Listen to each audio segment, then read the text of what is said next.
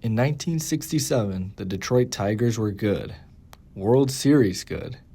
Led by star players Denny McLain, Al Kaline, Willie Horton, and Mickey Lolich. Willie Horton specifically, having grown up in Detroit, was a strong symbol of hope and resilience for the city. At the same time, the city of Detroit was struggling both socially and economically. As the Tigers' 1967 season progressed, the tension between the police and the African American community was reaching a point that would lead to chaos engulfing the city. In July 1967, Detroit faced chaos. After a police raid on an unlicensed after-curfew bar, tensions from segregation, police discrimination, and many other racial issues exploded into 5 days of riots, killing 43 people and injuring over 1,000. In many ways, the city is still yet to fully recover from the aftermath, and the legacy of the uprising continues to this day. There are many issues that culminated in the '67 riots. Despite the noise, the Tigers had a sense of optimism heading into the new season. After a heartbreaking finish in '67, there was a renewed hope within the '68 ball club that this could finally be the year they break through. To ballpark, and they shut us down, told us go home for our safety. I end up personally in my uniform on 12th Street, trying to talk to people sitting on cars. And I went back down there a few days because that's part of me. That was part of my paper route. I went to school. That's where I raised up at. In the future years, Horton would take a large role in founding the PAL program, the Detroit Police Athletic League, where he would help provide the young kids in Detroit with a safe environment where they could participate in sports. The chaos in the city served as a backdrop for the 1967 Detroit Tigers, who were right in the middle of a pennant chase. The Tigers had not won a pennant at this point in 22 years since the 1945 World Series that they won. Coming off a respectable third place in 1966 in the American League, while they did finish 10 games back in 1966, they were ready to compete. They were ready to pounce. And as September rolled around, they found themselves in a 4-team race, still very much alive for a chance to win the American League pennant. There were the Detroit Tigers, whose powerhouse lineup kept them in the thick of the race. A race that back in April, no one expected the young Red Sox to be in. After all, they finished a half game out of last place the year before and were pretty much the same team. September was an absolute nail-biter for the Tigers. Just as they would give themselves an edge, they would find a way to lose a series and fall right back into the pack. As the final weekend of the season approached, Minnesota, Boston, and Detroit all remained alive as the Twins traveled to Fenway to face the Red Sox, and the California Angels came to Detroit with everything on the line. So the situation was pretty simple. Tigers had back-to-back doubleheaders to end the season on a Saturday and a Sunday. If they won all 4 games, they would win the pennant. If they won 3 of 4, they would tie the winner of the Boston-Minnesota series and force a playoff. Any less than that, and they were out. Let's see what happens. On Saturday, the Tigers won the first game of the doubleheader on the back of pitcher Mickey Lolich, but lost the second game, putting them in 2 must-win games on the final day of the season. The Red Sox then took care of business in Boston, while the Tigers won Game 1 6-4. Then the Red Sox retreated to their clubhouse to await the results of the Tigers in Game 2. But belonged to Boston. We were sitting listening to the radio, and it was just as tense listening to that radio as probably playing the game itself against the Twins. Then as the game started to progress and outs were being made and more cheers, the crescendo of the whole thing built up. I'll never forget it because Dick McAuliffe hit into a game-ending double play. His first double play of the season.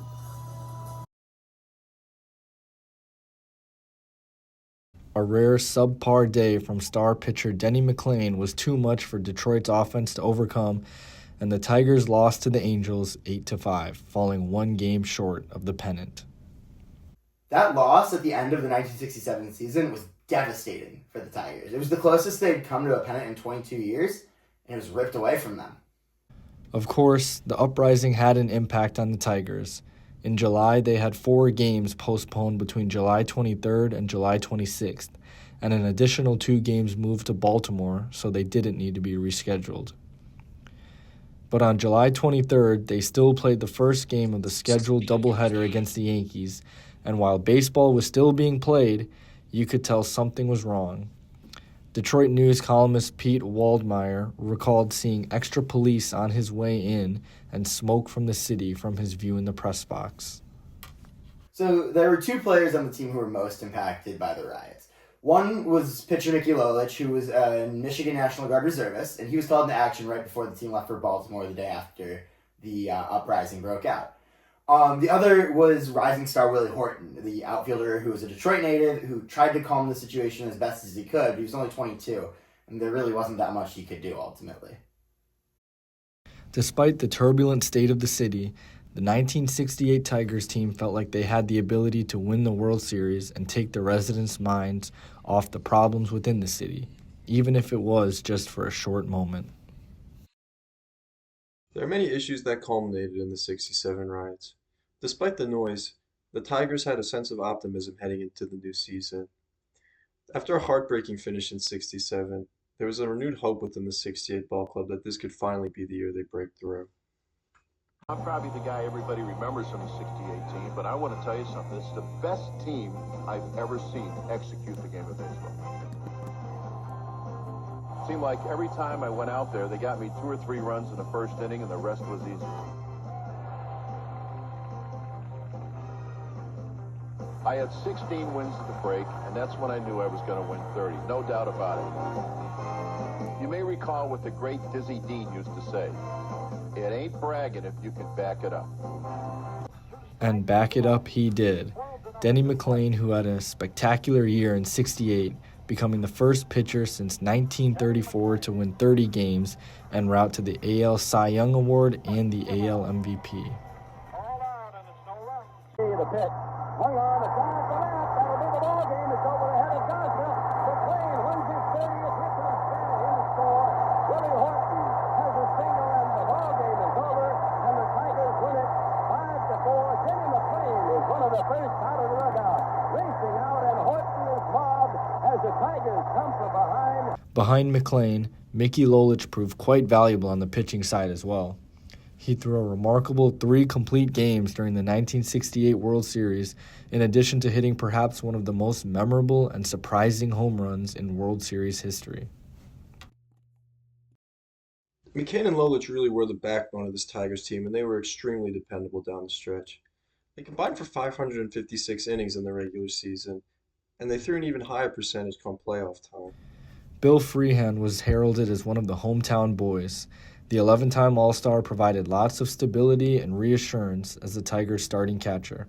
He served as one of the symbols of the team and represented the toughness and resilience of Detroit. Johnny, we've got Bill Freehand, the catcher for the Detroit Tigers, with us down here. Bill, what about McLean? The first 2 times out, he has not had good stuff, has he? No, for sure he hasn't been pitching like he did in the regular season. And he's coming back, as you know, with sort of a short notice type setup. There was a question about whether his arm was sound. And I think Denny's about the only one that can answer those questions. And the only place he can answer them is out on the mound today. And we're just going to have to see, because I'll tell you what, a good pitching performance right today really pick our ball club up, because it's something we need right now. Similar to Freehand, Willie Horton also grew up in Detroit and developed into such a strong symbol for the city. He tried his best to encourage the residents to stop the riots and was the beloved member of the team that Detroiters could rally around. Freehand and Horton were huge symbols for Detroit. People in the city really felt they knew what it meant to be a Detroiter. They were a couple of the best batters on the team, and they were constantly looked upon to deliver in clutch situations. The 68 season began as ideally as it could for the Tigers, as they went into the All-Star break 55-28 and looking primed to do what they couldn't the year before and claim the AL pennant. So, the Tigers did have some bad injury luck down the stretch in 1968, but they built up such a lead that didn't really matter. Al Kaline, who went on to have a Hall of Fame career for the Tigers, he ended up breaking his arm, but he was fine. He missed a month, but the Tigers were okay. They had a huge lead over the Orioles as the season went on, and they ended on an 11-game winning streak to clinch a spot in the 1968 World Series and to break their 23-year AL pennant drought, officially making up for their failure the year before. The line shot, makes it, right field, the Tigers win it. Here comes Kayline to score, and it's all over. Yardwork single, the Tigers mobbed on.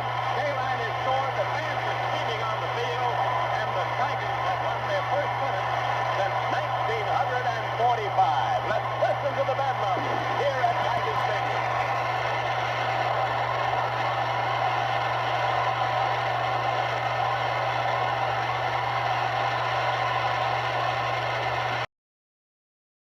The season wasn't over just yet.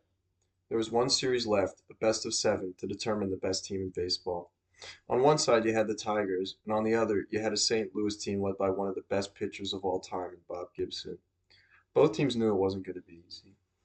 Bob Gibson of the Cardinals set a World Series record by striking out 17 Tigers in a Game 1 Cardinals victory. The Tigers rallied back to win Game 2 behind a surprising home run from Mickey Lolich, but dropped the first 2 games in Detroit to go down 3-1 with only 1 game in Detroit remaining. Only twice in MLB history had a team come back from a 3-1 deficit in the World Series. The odds were against the Tigers, but they didn't care.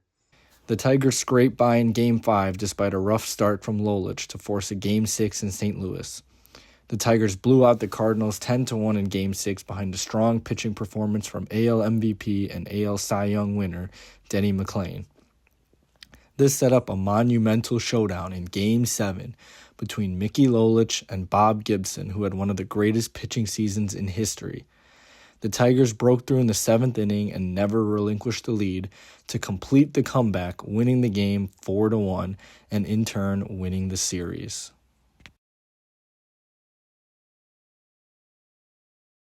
The Detroit Tigers, after 23 years, had won the World Series.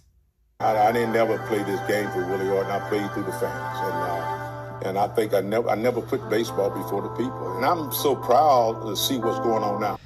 The 1968 Detroit Tigers were able to provide a unifying space that brought together black and white communities under their love for Detroit and its sports. While the unification may have been short-lived, with much larger problems at hand, the World Series proved that Detroiters will forever relish their city above all else.